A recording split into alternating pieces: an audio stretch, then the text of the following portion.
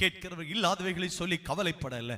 நாம் கர்த்தர் நம்மை மீட்டுக் கொள்ளுகிற காலகட்டத்தில் நம்முடைய வாழ்ந்து வருகிற முதல் வார்த்தை, நமக்கு எது சொல்லப்பட்டதோ, நமக்கு எது கொடுக்கப்பட்டதோ, நமக்கு எது அறிவிக்கப்படுகிறதோ அதுல நம்ம திருப்தியாக இருப்போம். திருப்தி இல்லைன்னா ஏதோ கட்டுக்கதைக்கு நாம் அடங்கி போய்விட்டோம்.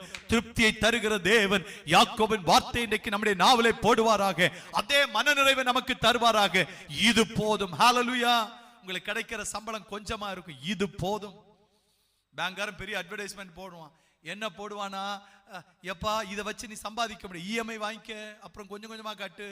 அப்ப நம்ம கையில இருக்கிறத பார்த்துச்சோ, இஎம்ஐ என் கையில இருக்கிற இது போதும், கர்த்தனை ஆசீர்வதிப்பா, நான் உன்னை தேடி வரவே மாட்டேன் என்று அதற்கு நம்மை அடிமைப்படுத்தாதற்கு தேவன் நமக்கு உதவி செய்வாராக. ஹல்லேலூயா.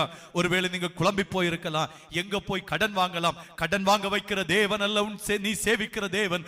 அவருக்காக காத்திருந்தால் நீ சொல்லுவாய், என் கையில இருக்கிற இது போதும், அவர் என்னை ஆசீர்வதிப்பார், அவர் பார்த்துக் கொள்வார், நான் கொஞ்சம் பொறுமையா இருப்பேன் என்று அதற்கு போய் அடிமைப்பட்டு விடாதிருங்கள்.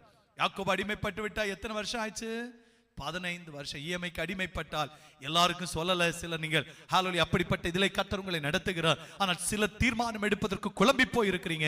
உங்களுக்கான கர்த்தருடைய வார்த்தை, பிள்ளைகளே, யாக்கோபை போல ஒரு எல்லைக்குள் அடங்கி போய் விடாதிருங்கள். உங்களை கர்த்தர் விடுவிக்க வந்திருக்கிறார். நீங்கள் சொல்ல வேண்டியது இது போதும். என்ன போதும்? என் மீட்பர் உயிரோடு இருக்கிறார், அது போதும். ஹல்லேலூயா.